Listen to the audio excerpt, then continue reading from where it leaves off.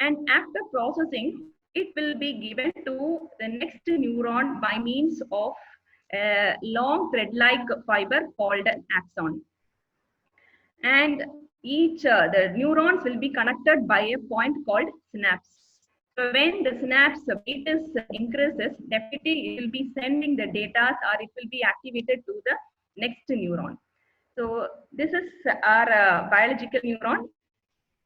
We can have one example.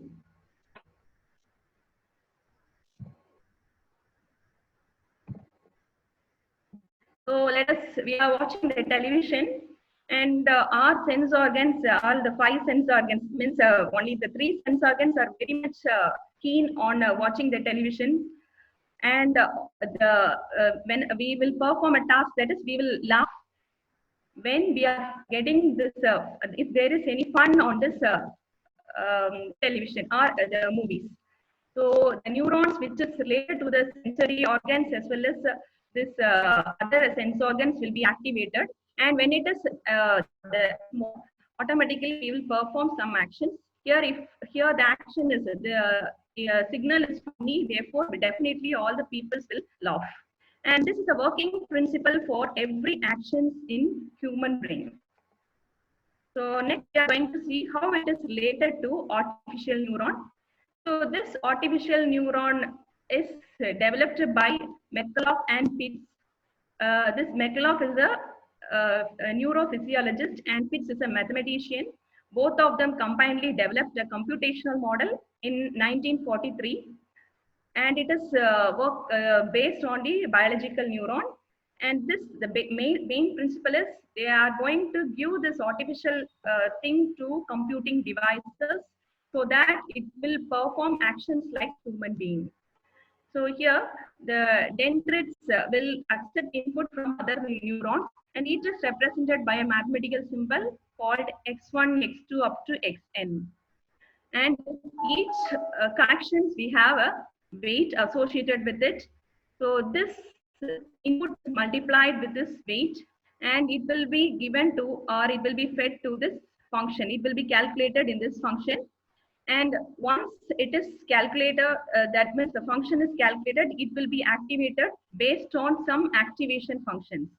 So there are so many activation functions are there, like step function, sigmoid function, and so many things are there. So based on our application, we can use the activation function, and thereby this neuron will be fired, or it will be given the input to this the output to the next neuron. So this is the relationship between artificial as well as biological neuron. Here in biological terms, we can call it as neuron. Here we can call it as node, unit, cell, or neuron. And the connections are called as synapse. The synaptic efficiency is represented by connection weight, and the firing frequency is represented by activation function. So this is the relationship between artificial as well as biological neuron. And here we are going to see the relationship of neural network with traditional AI as well as machine learning algorithms. I think most of us seen this diagram while learning neural networks or deep neural networks. This okay, dear participants, there is some issue at the side of our resource person. It will be rectified shortly. Please be patient. Shall I start sharing? Yeah, madam. Madam, you can continue. You can continue, madam. Okay. Varun, please operate the slides. Varun, can you hear? Yes, sir. Yes. Okay, here this diagram is a familiar one because machine learning is a part of artificial intelligence, and deep neural network. Neural network is a part of machine learning algorithms. So let us see with an example. Let us consider a chess game. Every computer is having a chess game. So in the traditional AI systems, there is a knowledge base, and all the rules are available in the knowledge base. And whenever if they want to perform any move or operations, it will check the knowledge base and identify the correct rules, and it will be applied there. And it was tested by IBM computers called Deep Blue Computer beat the national world chess player Gary Kasparov in 1996. So this is the thing present in AI, that means the traditional thing. And when we comes under machine learning algorithms, so it does not use any knowledge base or it learn from the data. So data here we will give the playing behavior data. The past playing history data will be given as an input for machine learning algorithms, and thereby it learns and it will perform actions. So here no need to perform, we will not writing any rules or will not make the system to program. So we will not give any explicit program. Automatically the machine learning will create a model and it will perform the operations. And next here the multi-layer neural network. So it will behaves like a human, that is it will identify the behavior of the opponent, and based on this it will give an sudden action or random actions. So this is very popular nowadays, deep neural network. So most of the applications we are using instead of traditional AI. So next we are going to see the single layer perceptron. The properties of artificial neural networks. So it has a learning ability. So both supervised as well as unsupervised learning algorithms are there. That means it has an ability to learn from the labeled as well as unlabeled data. And the next one is adaptability. It will adapt itself on any situations like human, and it will work on non-linear functions. And the fourth one is fault tolerance. Whenever there is a damage in some neurons, it will be tolerated. And there are two important things why we are going for neural network instead of machine learning algorithms. The main drawback of machine learning algorithms are high dimensionality. So we need to reduce the dimensions, and it will not work with the imperfect data or noisy data. And the second thing is, if there is no proper solution or no proper algorithm, this machine learning techniques will find difficult. So this can be overcome by applying neural networks. So this is the properties of ANN. And this is the single structure of a node, otherwise called as a neuron. Later in 1950s, it is called as perceptron. So here, this is a single layer perceptron. That means it can. Okay, dear participants, again some issues in the network connection. Okay, please wait for 2 minutes. Madam will be joining. Okay, madam, audible. You can continue, madam. Yes, sir. Okay, now the Varun is sharing the video. Okay, madam. Okay. Move on to the next slide. Next one. So we are going to see the single layer perceptron. In single layer perceptron, there is a single input layer as well as an output layer. And here we are giving any number of inputs. So that will be multiplied with the corresponding weights, and it will be summated. Then it will be passed into the activation function. Once the activation functions, that means it go beyond the activation threshold value, it automatically fires. And here we are having number of inputs, and we will produce a single output. So this is a single layer perceptron. This left hand side will give the thing of formula for single layer perceptron. Here X is the input and W is the corresponding weights. It is multiplied with it.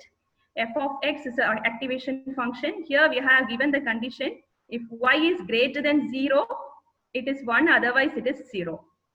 Okay, and instead of giving this condition for our application, we can design our own conditions. So for everyone will having different constraints or different objective functions. So can say there instead of this one. The next we are going to see Varun sir, please.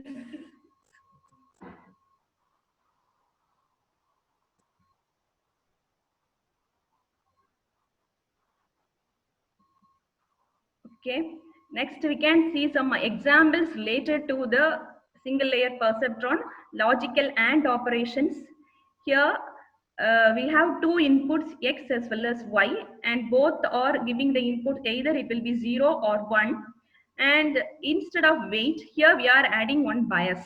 So what is the difference between weight and biases?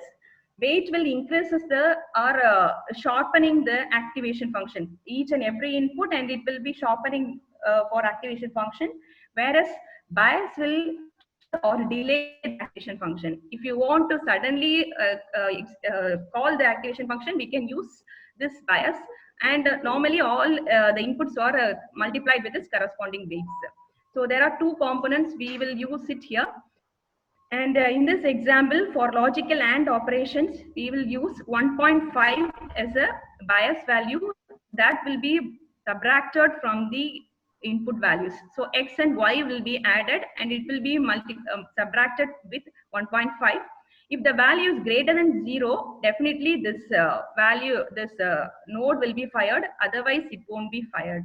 So here, the first case, the value is 0.5. For all the remaining cases, less than 0. Therefore, the first one got is the value is 1. For all the remaining things, it is 0.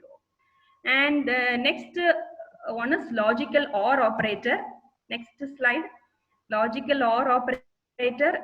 There is a small change, that is 0.5. Instead of giving the bias value as 1.5, here we have reduced the bias value as 0.5. And here for all the three cases, first three cases, we got a positive output and the neuron get fired. And for the last one, it is negative, so therefore it is not fired. And next, we are going to see the architecture of neural networks. There are two architecture. One is fully connected network, and this one is layered network. So in fully connected network, each network with every other. Okay, whereas in layered structure, layered network, the connection is between layers, even though we can make the layered network as a fully connected layer. And most of the applications we are using this layered network. And next, we are going to see the types of networks based on this architecture. So here, the next slide.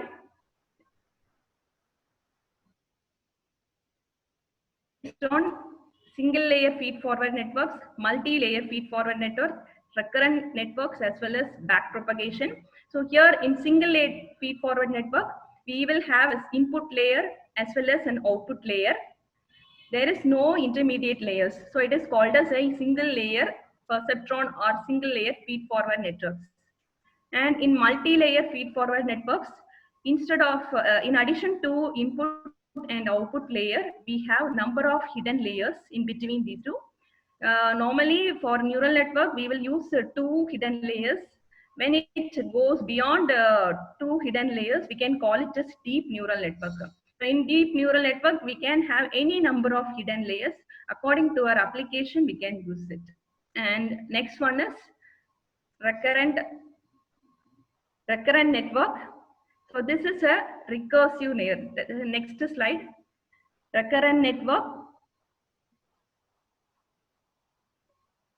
In recurrent network, the input is passed again. That means the output, once produce the output, we can give the output back to the input, and we can make the network to execute recursively. And so it is called as recurrent network. Here, and then last one is backpropagation. So it's an important component while using supervised learning algorithms or unsupervised learning algorithms. This backpropagation, it's nothing but a feedback network. So far we have seen some feed forward network. This backpropagation is a feedback network. That means you are giving the inputs and there is some hidden layers and we may get some output responses. If the output is not satisfied, the user can we can tune the weights, we can adjust the bias, we can increase or decrease the layers, neurons, everything we can perform on this backpropagation or feedback neural network. So this plays a vital role in training phases. So while training, initially we will get, or in the first iteration, we may get some responses, that is some output. If suppose that is not the loss function will be calculated. If it is not up to the level, again we have to redefine or tuning all the hyperparameters. That will be performed in backpropagation. So next we are going to see the backpropagation in detail. That is, it is introduced by the next slide. It is introduced by Bryson as well as Ho.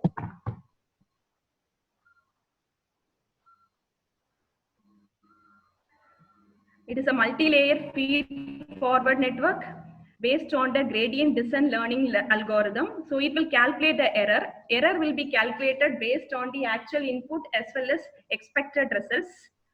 So once the error is very high, we need to backpropagate and we have to adjust all the hyperparameters until this process will be repeated until we get the correct results. So this is about the backpropagations. And the next part is AND models, artificial neural models. In early artificial, in the beginning, we will use perceptron, Adeline as well as Hopfield networks.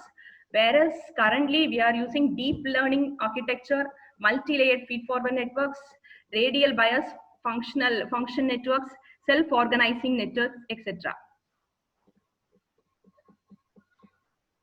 And next we are going to see the application part. Thereby we came to the end of this session. Sorry, end of this first session, that is theory part.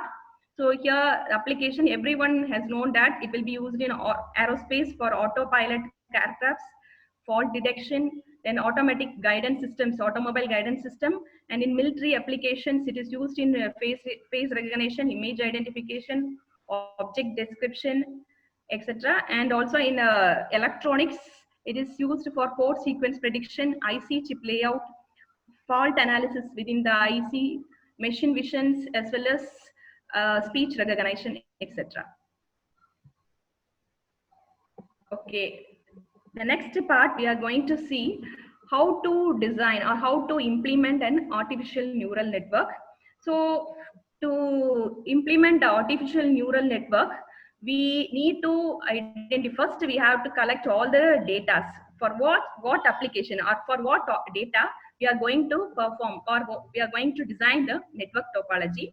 And then we need to decide how many inputs we are giving and then how many outputs we want to generate, and what activation function we want, or what are the constraints we need to set for this particular problem, and then how many hidden layers we can have and how many neurons we can place it in each hidden layer.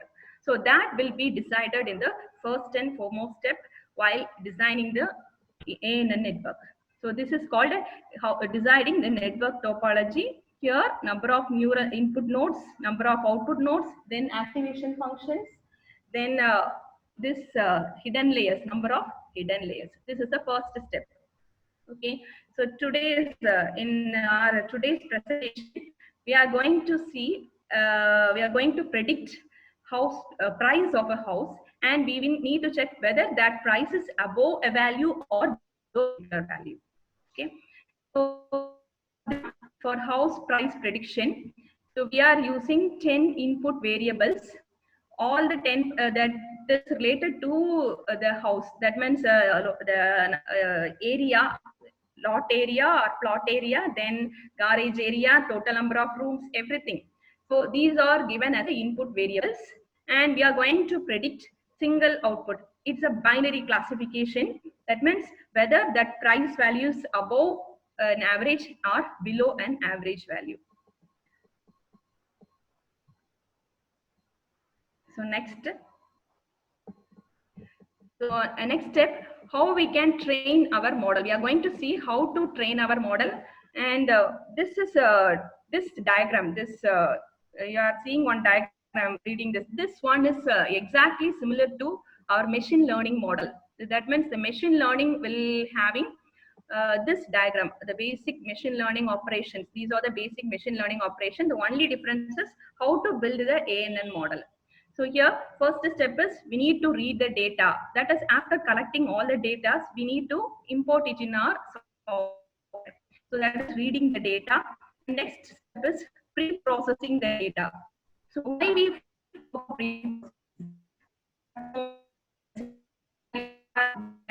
outliers, data mining, they know how to pre-process. So there are so many steps pre-processing. I'm not discussing about this pre-processing concept. So pre-processing is essential so that we can give the correct input, and thereby we can get the correct model. So pre-processing, after pre-processing, we need to build an ANN model. So already we have decided the network topology. So with that network topology, we have to design this ANN model. So once this ANN model is designed or constructed, we need to train the model with our training data. So here comes the red color will indicate the training data. Already we have read the data, but still now we are not doing anything on the data. Here in the training phase only, we are including the data for training purpose. And here for training data, we are using backpropagation. That means after, in the first iteration or in the first epoch, after getting the output, we have to convert. We need to combine it with our original output or the exact class labels. If it is correct, we need to perform, or if we have to repeat this process until we get a good accuracy or with less loss. So here we are giving the training data. So this is a training phase. So once it is trained and it will produce a good result for our training data, next we need to evaluate our data with the test values. So we are going to evaluate the model. So for evaluation, we are using this class test data with class labels. So here the test data also supplied with input as well as output class labels. So then only we can evaluate whether it is our model will be working fine for our test data. So once the test evaluation is over, we can give it for testing. So in testing, we are not supplying the class labels, only we are giving the input values. So with this input values, we can predict the output. So this is the overall diagram for how to model this or build a model using machine learning algorithms. And next, we are going to see how to build an ANN model. So here the third component is building an ANN model. So this is in this example, I'm going to create two hidden layers, multi-layer perceptron with the two hidden layers. And in the I'll give 10 input variables. 10 input variables are taken from the house price data set. And the next hidden layer, it is 34 neurons we are supplying. And in the second hidden layer, again 32 neurons are given. Finally, in the output layer, we will predict a single output. And it is a binary thing, whether it will give 0 or 1. That means classification, binary classification. If it is 0, we can predict it is above, if it is below the actual price, average price, and it is 1 means above the actual average price. So this is the diagram representation. And for designing the model, I am using TensorFlow as well as Keras built-in library or framework, and these 5 lines are used to create the model. So let us see the first one. Model is equal to sequential. So there are 2 types of models. So we can have sequential as well as parallel processing. So in this example, I am using only sequential. So I have used the sequential model. If suppose you want to use parallel processing, you can use parallel. The model is parallel. So once you can define the model, you need to add the layers. For adding the layers, you have to include model.add of, you need to give the number of layers in the hidden layers, that is first neurons in the hidden layers. The first hidden layer is supplied with 32 neurons, and this is a dense layer. Again, here there is a dense as well as sparse. The difference between dense and sparse is dense means every neuron in the previous layer is connected with every neuron in this current layer. So sparse means some of the neurons is connected. So here we are using dense neural network, and it accepts the input of 10 input values, input variables of 10. And here we are using the activation function as. So once we have constructed this one, we need to give the activation functions. And the weights are automatically random weights are assigned, and it will be automatically multiplied with the input layers. So this activation function we need to define. So here we are using ReLU, rectifier linear unit. Instead of ReLU, we can also use other functions like step functions, tan function, sigmoid functions, softmax, everything. Any activation function according to your application, you can use it. Here I am using a ReLU function. ReLU function means I have set a threshold value. If the means the neurons, the weight is less than, or the input as well as weight is multiplied with that. If it is less than a particular value, it will be eliminated. If it is greater than that one, it will be activated. And then the next hidden layers, the next hidden layer is also having 32 neurons. Here also I'm using the activation function is ReLU. Here no need to specify the previous input because it is taken from this previous hidden layer. Already it is 32. And finally we can have an output layer. The output layer is having one neuron, and here we are using sigmoid function. Mostly ReLU is used in hidden layers, and in the output layer, fully connected layer, we are not using ReLU. Only we are using either sigmoid or softmax. So if suppose our classification or an algorithm is a binary, we can use sigmoid, and if it is a multi-classification algorithms, we can use softmax. So these 5 lines are used for creating the neural network model. This is a multi-layer neural network with 10, 32, 32 and 1. Yes. And then after creating the model, we need to compile the model. So for compilation, we are calculating the loss function as well as the accuracy. Here we are using a binary classification, therefore binary cross entropy is used there. If you are using multi-classification, you can use categorical cross entropy. So depending on your application, you can choose the loss function. Others can also use mean squared errors. Anything you can use to calculate the loss function. So for every iteration, it will calculate the loss as well as accuracy. So if you are not satisfying this accuracy, we need to optimize. We need to adjust the activation function. We need to adjust the weights, everything. So that can be done by means of an optimizer. So here I am using gradient descent optimizer. S stands for stochastic gradient descent. And there are so many optimizers are there. Adam optimizer, NADAM optimizer is there. So depending on your application, you can select the optimizer. So that's all about model creation and model compilation. So now we have created the model. And next slide. We need to train the data as well as test the data. Varun sir, please move on to the next slide. After that, you can come back to this one. Okay. So here in neural model, once the model is created, we need to train as well as we need to evaluate and predict it.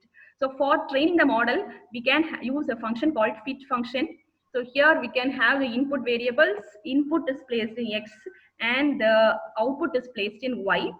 And number of iterations here it is 100. 100 times we are executing the training phase, and each time we are processing 32 inputs. So we are the batch size is set as 32. So after completing the 100th iteration, we may get the accuracy as well as loss function. So based on that, if it is not satisfying, again you need to train the model. Otherwise, you can stop the training process. And next one is you need to evaluate the function using test value. So here, this is a training input. Here we are having the testing input, the sample testing input as well as sample output. So with that, we have to evaluate it. And if it is if the evaluation is correct, or if you are satisfying this one, we can deploy it and we can predict our new data set. So here in the first two steps, we are using only we are using the input as well as output, whereas in the prediction function only we are using the input function. We are not supplying the prediction. This output variable will be calculated here. Okay, that is the end of this one. And we are going to the implementation part using Colab. Next slide. Okay, Colaboratory or Colab, it is a Google Cloud. It is developed by Google researchers, where we can write and execute our Python. And the first thing is, it does not require zero configuration. That means it provides infrastructure as a service. Everything will be provided by Google Cloud. That means just we can have a browser and internet connectivity. There we can have one editor, and also we can write our own programs there, and we can execute it. So zero configuration means it is also having a processor. We will not using our own processor. We can use the processor of Google Cloud. So normally our processor speed, our RAM capacity is around 4 or 8 GB, whereas the Google Cloud will provide 12 GB of processor RAM, as well as disk around 300 or 400 GB of disk space is provided. So it is called as a zero configuration, and it is free access to GPUs. That means our system is having a CPUs. We are not having a GPUs. Only high-end configuration with having GPUs as well as TPUs. So with this Colab, we can access GPUs. And the third one is easy sharing. Like all the Google documents or Google Sheets or Google applications, we can also share this one to our collaborators, and we can work it. Okay. Varun sir, can you enable screen share for me? Yeah, ma'am. That's me. Ma'am? Yes.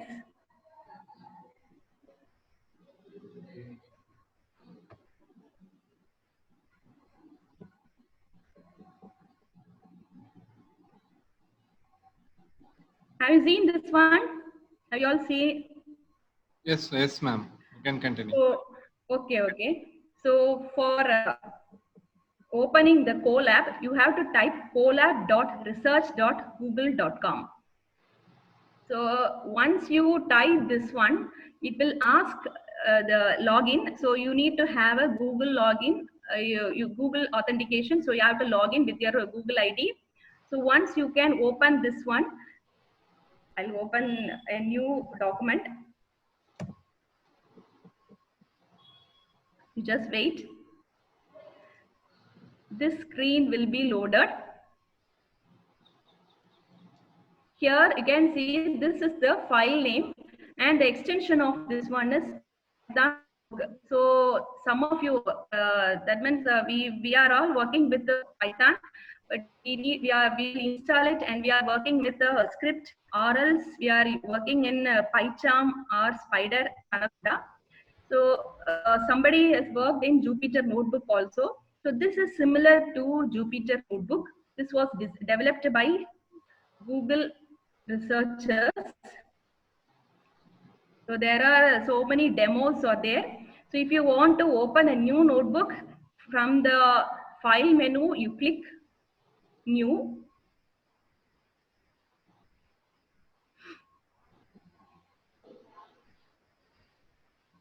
So it takes some time. You just wait here.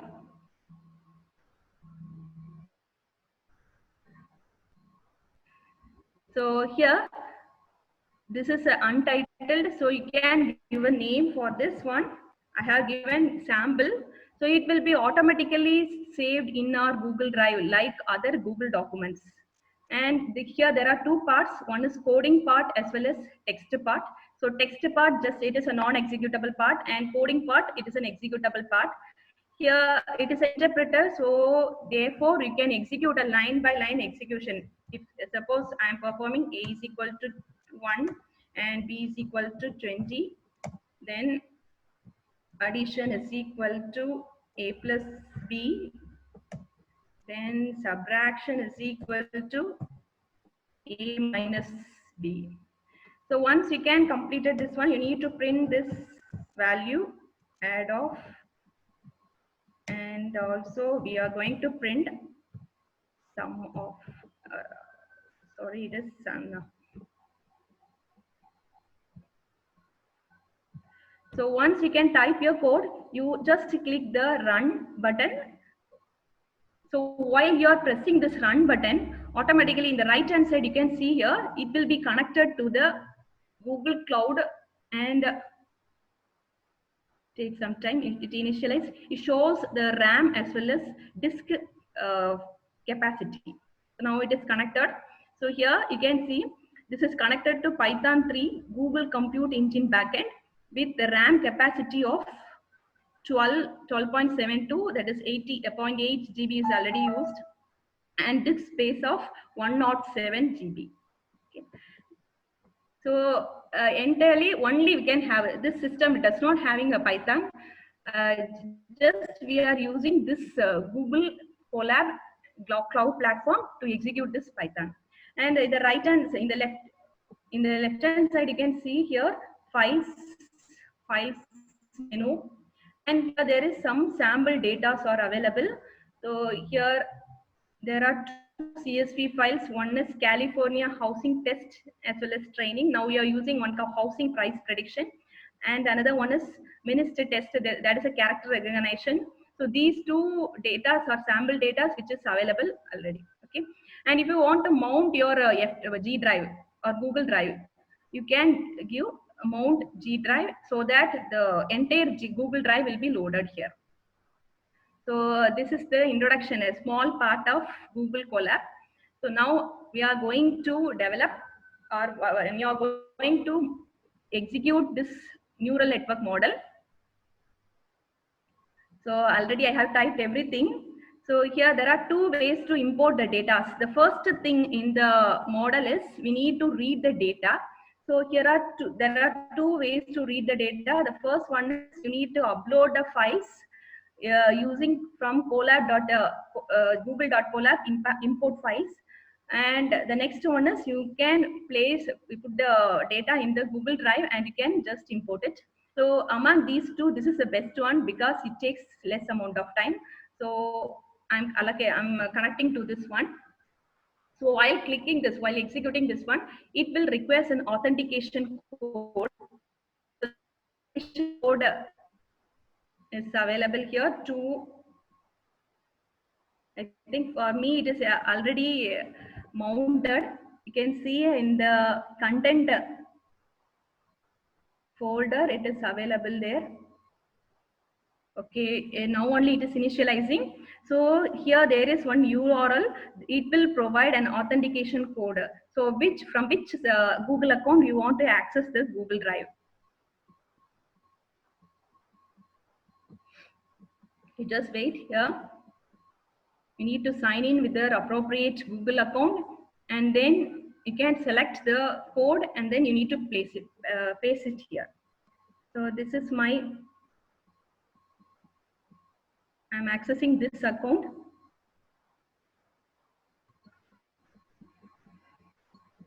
So don't bother about the security, because the whatever security which is given for the Gmail as well as other Google documents, that will be given for this applications also. So it will allow our entire Google Drive. So you need to click allow. Once you click this one, you can get a code, authentication code, and you have to copy that authentication code.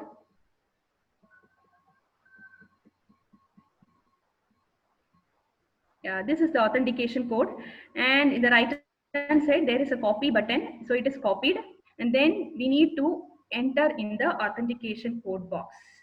So once you can place it, you just click enter. and I am loading my Google Drive in the content folder. So you can check this content folder. It is mounted at content/Google Drive. So I'll check this content folder. You can see here, this is the Google Drive where I can see my drive, all the data, what is present in my drive, everything will be loaded here. So from here, I'm going to take this house price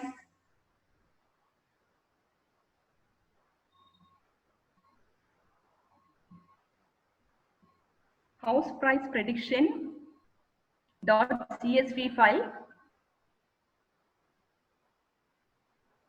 Yeah, here it is, house price prediction. So I'm going to read this data for this experiment. So for reading the data, we need to use pandas, panel of data frames. We need to perform operations on data frames. So we have to import this one. And for visualization, we are going to import matplotlib library.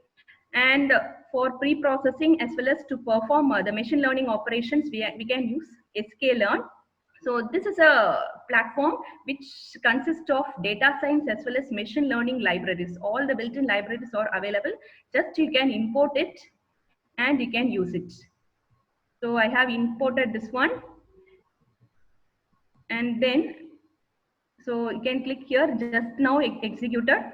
Then I am reading the data in a variable called df. So actually this is the data which is stored in the Excel format. Here there are 10 input variables and the last one is the output variable, which is a class value either 1 or 0, and this is the input variables. So the next step is we need to eliminate this column values. So for that we are using df.values. So if you are pressing this one, the only values, numeric values will be stored in the data set variable. So once we can completed this one, we need to separate the training data, input data as well as output data. See here in this data set, I have placed everything in a single Excel sheet. Input, this is the output variable, and these 10 are the input variables. Everything will be placed in a single variable. So we need to split that one. So for splitting this one, first we have to take all the rows and the columns are from 0 to 10. 0 to 10 means it will take 0 to 9 columns. First 10 columns will be taken and it will be stored in y. Yeah, sorry, x, that is the input variable. And the last one, 10th record, that is a output variable. Sorry, 10th means if you are giving this one, it will take the 11th record. That means the index is starting with 0. So the 11th one, the last class value which is present in available in y. So after that, we need to scale all the values. Just to see here, all the variables, this data are in different ranges. So we need to normalize this one. So you can use preprocessing dot minmax scalar dot fit transform, so that everything will be normalized within a scalar. And next we need to split the training data as well as testing data. So what we need to how many records are used for training and how many records you are used for testing. So that can be given by the attribute called train underscore size. Here I am using 30% of data are used for training and remaining 70% of data is used for testing. So normally we will use the vice versa. 70 will be used for training and will be used for testing, so that we will get better results. But here I am using this one. You can change it. So I have executed this 4 statements. So once we have read the data and also we have splitted the training as well as testing part, next we are going to execute or create a model. So already we have seen how to create a model, and for model creation I'm using TensorFlow and Keras framework. From there I am importing SQL, and we are using dense layers. All the 2 layers are dense layers, hence I'm using dense, importing the dense. And optimizer, here there is 3 optimizers that are there. This is gradient descent, this is Adam optimizers, root mean square optimizer. So which one which is appropriate for you, you can select it.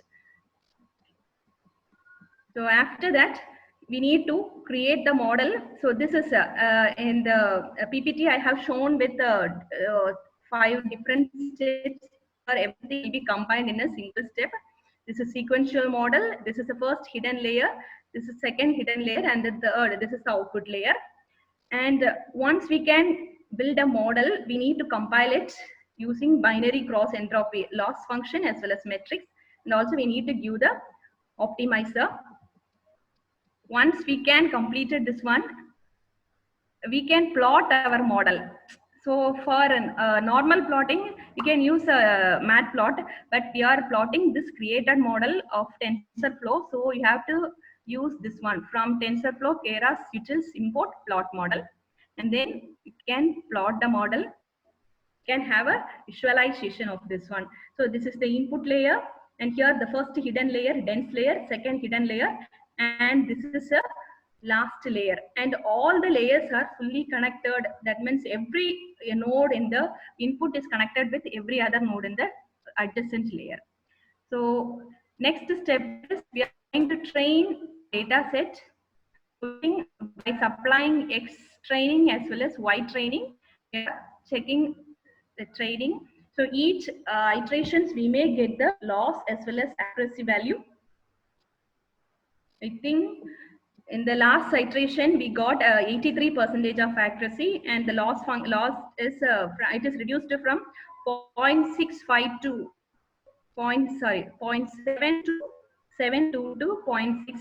Further, if you want to reduce the loss, we can adjust it with a different.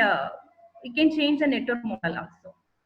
And once we have created a model, we can save the model in and the extension of the model is .h5, so that you can use that model instead of training process in future. So for that you can use save. You need to click the save, but that is model.save of, and give the file name .h5. So whenever instead of using a training phase, just you can use this call this function, load this model, and you can work on it. So here we have calculated a loss as well as accuracy, and if you want to visualize that, you can use matplot. So here the training accuracy as well as training loss will be plotted with a graph. So this is the training accuracy. In 0th iteration, we were in point. After that, it will be reduced to, sorry, training accuracy is increasing and training loss is decreases from 0.72 to 0.5. Here it is around 50% to 83%. Okay, so this you can use it for your visualization. And next, for evaluation, you can give some test data for evaluation. So here I am using X-text as well as Y-test, that having a text value. And if you want to calculate the metrics and confusion matrix, everything, you can use the machine learning package with the metrics and import the corresponding one. So this is the prediction output. So here I am giving only input, so it will predict the classes, corresponding classes. Here the total records is 1440 records. So 30% is used for training and the remaining is used for testing. Then, so if you want to calculate all the accuracies, all the metrics, you can use this one. This is the confusion matrix. So 418 class, this is a true positive classified as a 0, correctly classified, and 455, 58 is classified in the second class 1. This is true negative as well as this is false negative. This is the accuracy of our model. We can use it. You can use it for comparison with other one. So thereby we can came to the end of the session.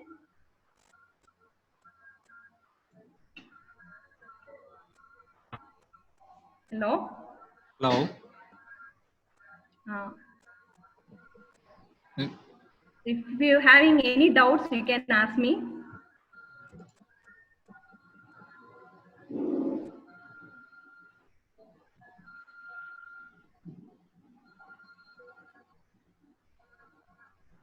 So you can raise your hands. If you have any doubts, you can tap the hand raise button.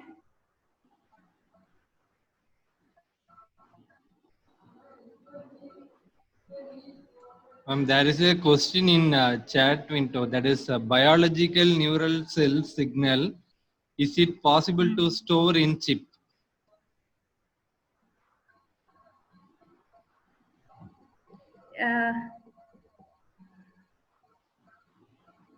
Yes, we can have a EGG as well as other signal capturing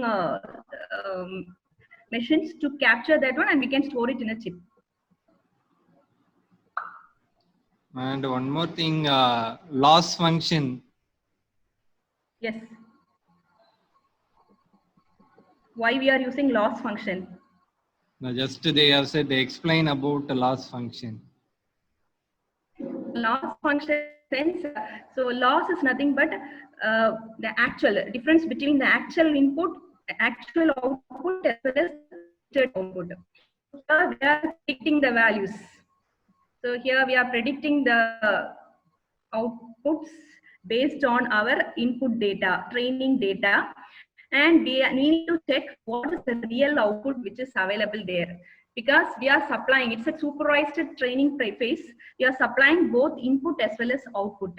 So we need to check whether this model, created model, works correctly for like our actual prediction. So for that first we are calculating a loss function. Normally it takes a difference between these two things. And mean square error, there are so many loss functions are there. According to your applications, you can choose the loss function. Any others?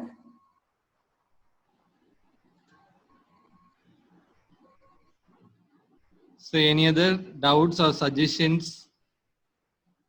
You can even say your feedback. Please raise your hands, we will be unmuting you.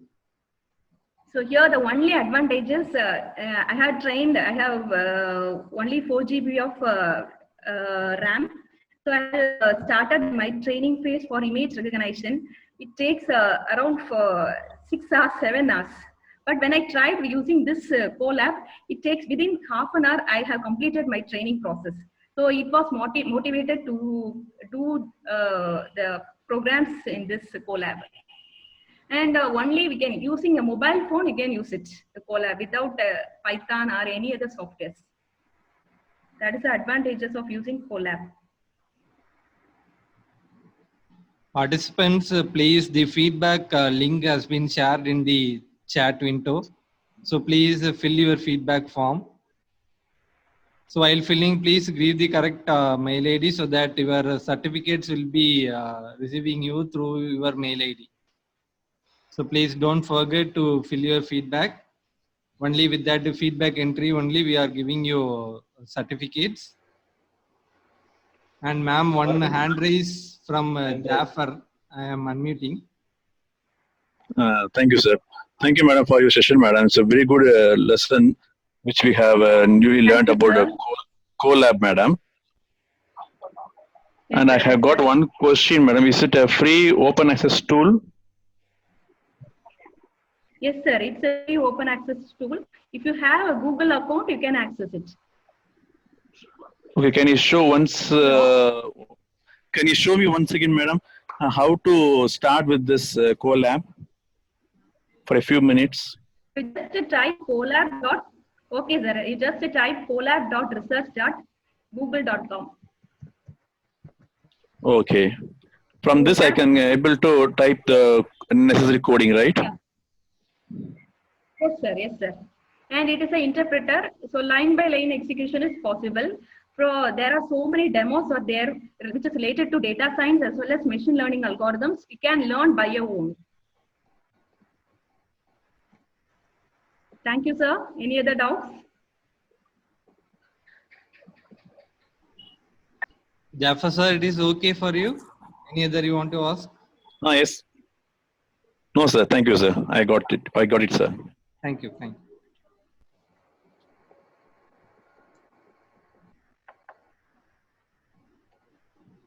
Shall we wind up the session? Andrew, sir? Okay. Madam, Ambrose, madam? Yes, sir. Yes, sir. Thank you very much for your nice presentation. Okay. Thank you, madam. Participants, thank you very much for your support, and please submit your valuable feedbacks in the form available in the chat window. Okay. Okay, once again, I thank everyone. Due to low bandwidth problem, even though I have completed this session with the help of Software Cell, especially the thanks to Varun sir as well as Andrew sir for conducting this type of workshops, and everyone. Thank you all the participants. Thank you. Thank you, ma'am. Thank you. Thank you, sir.